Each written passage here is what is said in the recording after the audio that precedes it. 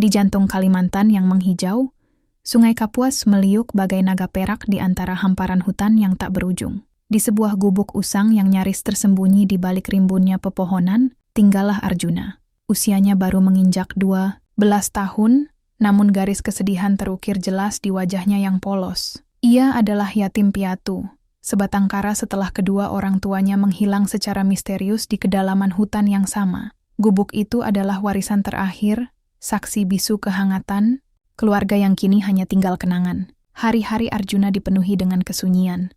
Ia akan bangun bersama kicauan burung, dan menghabiskan waktu mencari buah-buahan hutan, atau menjala ikan di sungai, untuk menyambung hidup. Tak ada teman sebaya untuk berbagi tawa, tak ada keluarga untuk menghangatkan malam. Hanya suara alam yang menjadi teman setianya, terkadang menenangkan, namun seringkali juga menambah pilu kesendiriannya. Ia tumbuh menjadi anak yang pendiam dan mandiri, belajar dari kerasnya alam dan bisikan angin. Meski begitu, jauh di lubuk hatinya, kerinduan akan kehangatan dan persahabatan tak pernah padam. Suatu senja, ketika mentari mulai merayap turun di balik pepohonan, Arjuna sedang mencari kayu bakar di area hutan yang jarang ia jamah. Tiba-tiba, telinganya menangkap desisan yang berbeda dari desisan ular biasa yang sering ia dengar. Desisan ini lebih berat, lebih dalam, seolah berasal dari makhluk yang jauh lebih besar. Rasa takut sempat menjalar di hatinya. Namun rasa ingin tahu yang lebih besar mendorongnya untuk mencari sumber suara itu. Dengan langkah hati-hati, Arjuna menyingkirkan semak belukar yang menghalangi pandangannya. Dan di sanalah ia melihatnya. Tergelar di atas hamparan daun-daun kering, seekor king cobra emas raksasa.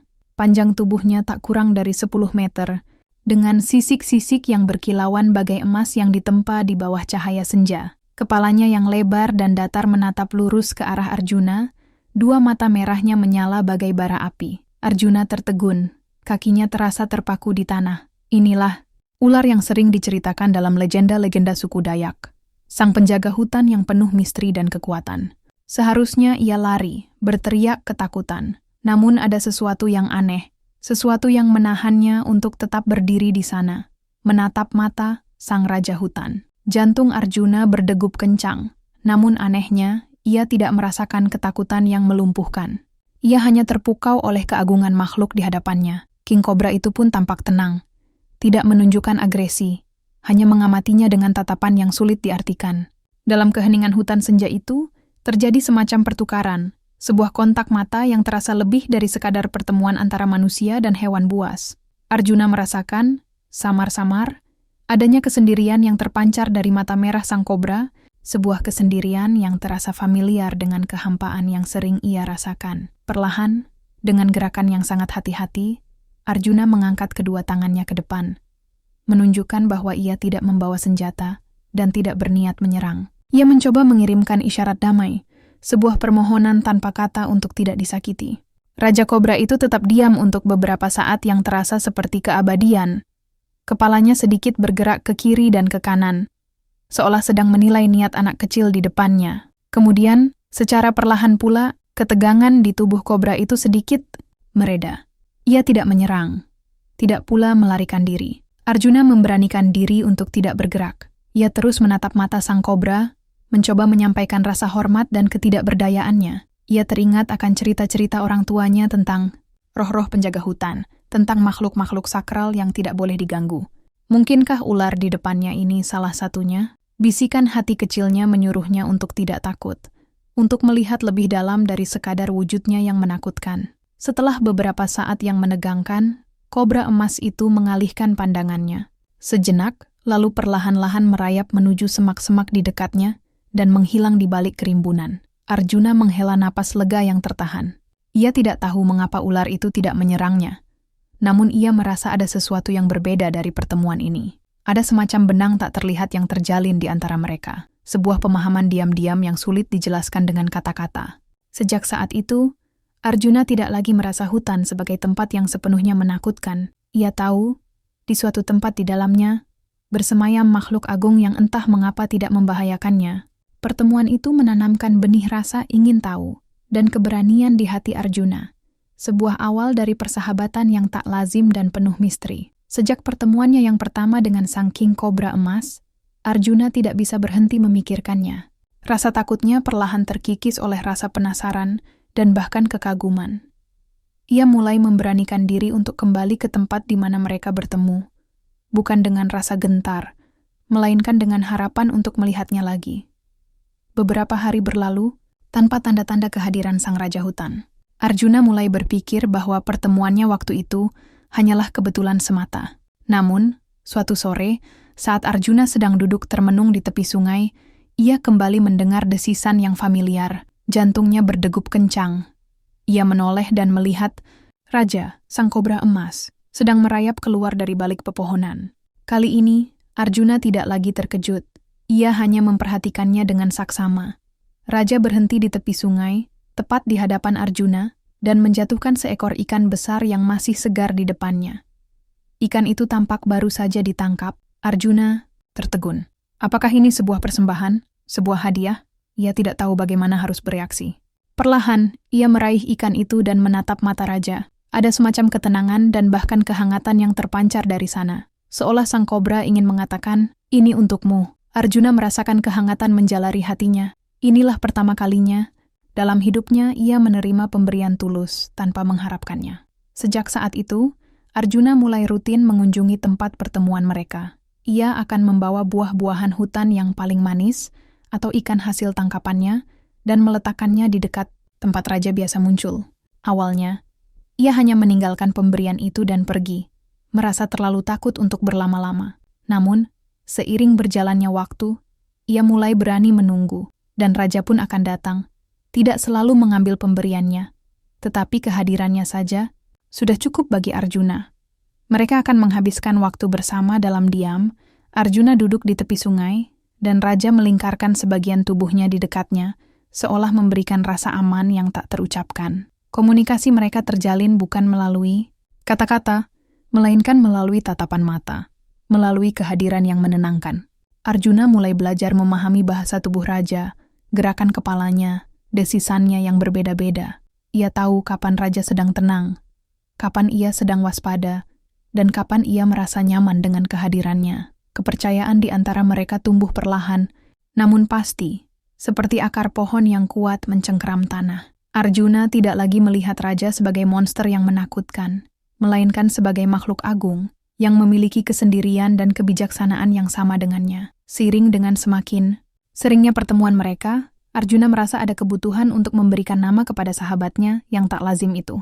Ia merenungkan keagungan dan keemasannya, kekuatannya yang terpancar namun juga ketenangannya saat bersamanya. Setelah beberapa hari berpikir, sebuah nama muncul di benaknya. Raja, nama yang sederhana namun agung, pantas untuk makhluk sehebat itu. Suatu sore, saat mereka sedang bersama di tepi sungai seperti biasa, Arjuna memberanikan diri untuk mengucapkan nama itu. Raja, katanya pelan sambil menatap mata kobra emas itu. Raja mendongakkan kepalanya sedikit, seolah mengerti. Arjuna mengulanginya lagi. Raja, itu namamu. Kali ini, Raja merespons dengan desisan lembut, yang terdengar seperti persetujuan.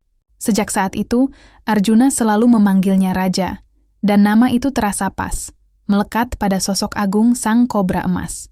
Di tepi sungai yang menjadi saksi bisu persahabatan mereka, Arjuna sering bercerita kepada Raja. Ia menceritakan tentang hari-harinya, tentang kesulitannya mencari makan, tentang kerinduannya pada orang tuanya. Ia bahkan menceritakan mimpi-mimpinya, harapan-harapannya untuk masa depan. Meskipun ia tahu Raja tidak bisa membalas dengan kata-kata, ia merasa didengarkan, dipahami. Kehadiran Raja memberikan rasa aman dan ketenangan yang tidak pernah ia rasakan sebelumnya. Suatu hari, Arjuna merasa terdorong untuk membuat sebuah janji kepada Raja. Ia berjanji akan menjaga rahasia persahabatan mereka, tidak akan pernah menyakiti atau mengkhianatinya. Ia berjanji akan selalu datang menemuinya selama ia masih hidup. Ia mengucapkan janji itu dengan sungguh-sungguh, dengan hati yang tulus, sambil menatap dalam-dalam mata merah Raja. Raja merespons dengan melingkarkan sebagian tubuhnya di kaki Arjuna. Sebuah sentuhan lembut namun penuh makna. Arjuna merasakan bahwa janjinya telah diterima. Sebuah ikatan suci telah terjalin di antara mereka. Tempat di tepi sungai itu menjadi tempat suci bagi Arjuna. Tempat di mana ia merasa diterima dan dihargai apa adanya. Di sana, ia tidak lagi merasa sebatang kara. Ia memiliki seorang sahabat, seorang raja hutan, yang meskipun berbeda wujud, namun memiliki hati yang bisa ia rasakan. Persahabatan mereka adalah rahasia yang mereka bagi berdua, sebuah oase kedamaian di tengah kerasnya kehidupan hutan. Arjuna tidak pernah menyangka bahwa kebahagiaan dan persahabatan bisa ia temukan dalam wujud makhluk yang paling ditakuti oleh manusia. Meskipun persahabatan Arjuna dan Raja terjalin jauh di kedalaman hutan, rahasia terkadang memiliki cara untuk menyebar, seperti riak air yang meluas dari tetesan hujan. Beberapa penduduk desa yang sering mencari kayu bakar atau berburu di sekitar hutan mulai merasakan keanehan. Mereka melihat jejak ular yang sangat besar, lebih besar dari ular manapun yang pernah mereka lihat. Mereka juga mendengar desisan aneh yang menggema di kejauhan. Mula-mula, mereka hanya berbisik-bisik di antara mereka sendiri, menduga-duga tentang makhluk misterius yang menghuni hutan. Namun, semakin sering jejak dan suara itu terlihat dan terdengar, desas-desus tentang ular emas raksasa mulai menyebar ke seluruh desa. Ada yang takut, menganggapnya sebagai pertanda buruk atau roh jahat yang menyamar. Ada pula yang penasaran, membayangkan kekayaan atau kekuatan yang bisa didapatkan jika berhasil menangkap atau membunuh ular legendaris itu. Di antara mereka yang mendengar desas-desus itu adalah seorang pemburu tua bernama Barjo. Ia dikenal di desa sebagai pemburu yang berpengalaman dan berani. Ketika mendengar cerita tentang ular emas raksasa, mata Barjo berbinar. Ia tidak takut, justru tertantang. Ia membayangkan sisik emas ular itu bisa menjadi jimat keberuntungan yang sangat berharga. Selain itu, membunuh makhluk sebesar itu akan membuatnya menjadi pahlawan di mata penduduk desa. Barjo mulai mengumpulkan informasi, mencari tahu lokasi pasti di mana ular itu sering terlihat. Ia bertanya kepada para penebang kayu dan pencari madu yang pernah menjelajah lebih jauh ke dalam hutan. Perlahan ia berhasil mempersempit area pencariannya. Tanpa disadari oleh Arjuna, bahaya mulai mengintai persahabatannya dengan Raja. Keberadaan Raja yang semula adalah rahasia mereka berdua, kini menjadi incaran banyak orang karena ketidaktahuan dan keserakahan. Sementara itu, Arjuna dan Raja terus menikmati kebersamaan mereka. Arjuna tidak menyadari adanya bahaya yang mendekat. Ia terlalu bahagia dengan kehadiran sahabatnya, terlalu nyaman dengan kedamaian di tepi sungai. Ia tidak tahu bahwa di luar sana, di perkampungan manusia, keserakahan dan keinginan untuk menaklukkan alam bisa mengancam segalanya yang telah ia bangun bersama Raja. Awan gelap mulai menggantung di atas persahabatan mereka, tanpa mereka sadari. Hari itu, suasana hutan terasa berbeda bagi Arjuna. Udara terasa lebih berat, dan kicauan burung tidak seriang biasanya. Ada semacam firasat buruk yang menggelayuti hatinya sejak pagi. Ia merasa gelisah tanpa tahu penyebabnya. Meskipun begitu, ia tetap pergi menuju tempat pertemuannya dengan Raja, berharap perasaannya hanya khayalan belaka. Namun, ketika ia tiba di tepi sungai, ia merasakan keanehan yang lebih nyata. Ada bau asing yang menusuk hidungnya, bukan bau alami hutan. Ia juga melihat jejak-jejak kaki manusia yang lebih banyak dari biasanya di sekitar area itu. Perasaannya semakin tidak enak. Ia memanggil nama Raja dengan berbisik, namun tidak ada jawaban. Biasanya Raja akan segera muncul begitu mendengar suaranya. Arjuna mulai mencari-cari dengan hati-hati, menyusuri tepi sungai dan masuk sedikit ke dalam hutan. Tiba-tiba, matanya menangkap sesuatu yang membuatnya terkejut. Di antara rimbunnya, pepohonan, tersembunyi sebuah perangkap besar yang terbuat dari jaring tebal dan tali-tali kuat. Perangkap itu tampak baru dipasang, dan bau umpan yang menyengat tercium jelas di sekitarnya. Arjuna langsung mengerti. Perangkap ini pasti ditujukan untuk Raja. Ketakutan mencengkeram hatinya. Ia membayangkan Raja terperangkap, meronta-ronta tanpa bisa melarikan diri. Ia harus segera memperingatkannya. Arjuna berlari secepat yang ia bisa, menyusuri jalur yang biasa dilalui Raja, sambil terus memanggil namanya dengan cemas. Ia berharap Raja belum mendekati area perangkap itu. Tiba-tiba, dari arah depan, Arjuna mendengar suara desisan yang sangat keras dan penuh amarah. Suara itu sangat familiar, suara Raja. Namun, kali ini ada nada kesakitan dan keputusasaan di dalamnya. Arjuna mempercepat larinya, mengikuti arah suara itu, dan kemudian ia melihat pemandangan yang membuatnya membeku. Raja terperangkap, tubuhnya yang besar terjerat dalam jaring-jaring kuat, meronta-ronta dengan sia-sia. Sisik emasnya tampak kotor dan berdebu. Para pemburu, termasuk Barjo yang tampak memimpin, berdiri di sekitar perangkap dengan tombak dan tali di tangan, siap untuk melumpuhkan Raja sepenuhnya. Arjuna melihat ketakutan dan kemarahan di mata merah Raja, dan hatinya terasa seperti diremas. Ia harus melakukan sesuatu, meskipun ia tahu bahaya yang mengintainya. Persahabatan mereka sedang diuji, dan Arjuna tidak akan membiarkan raja sendirian menghadapi bahaya ini. Tanpa mempedulikan bahaya yang mengancam dirinya, Arjuna berlari menuju perangkap tempat raja terjerat. Para pemburu terkejut melihat kemunculan anak kecil itu. "Hei, anak kecil! Pergi dari sini! Ini bukan urusanmu!" seru Barjo dengan kasar. Namun Arjuna tidak menghiraukannya. Ia terus berlari hingga berdiri tepat di depan perangkap, menghadap para pemburu dengan tatapan mata penuh keberanian. "Jangan sakiti dia, dia tidak jahat," teriak Arjuna lantang. Meskipun suaranya sedikit bergetar karena ketakutan. Para pemburu tertawa sinis. "Tidak jahat katamu? Ini ular raksasa berbisa. Kami akan menangkapnya dan mendapatkan imbalan yang pantas," balas salah seorang pemburu. Arjuna menggelengkan kepalanya dengan keras. "Dia sahabatku. Dia tidak pernah menyakiti siapapun." Ia bahkan berani melangkah lebih dekat ke perangkap, mencoba menyentuh sisik raja melalui celah-celah jaring. Raja, yang melihat keberanian Arjuna, sedikit tenang. Desisannya mereda, dan ia menatap Arjuna dengan mata yang penuh haru. Tindakan Arjuna yang nekat dan pembelaannya yang tulus membuat para pemburu terdiam sejenak. Mereka bingung melihat keberanian anak sekecil itu menghadapi ular sebesar raja. "Kau gila, anak kecil. Ular ini bisa membunuhmu dalam sekejap," kata Barjo dengan nada memperingatkan. "Dia tidak akan menyakitiku," jawab Arjuna dengan keyakinan yang mengejutkan. Ia berdiri tegak di depan raja, menjadi perisai di antara sahabatnya dan para pemburu yang bersenjata.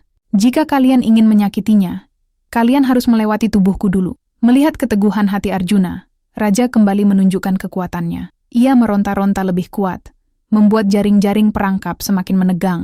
Suara desisannya kembali, menggelegar di seluruh hutan, kali ini bercampur dengan nada kemarahan yang dahsyat.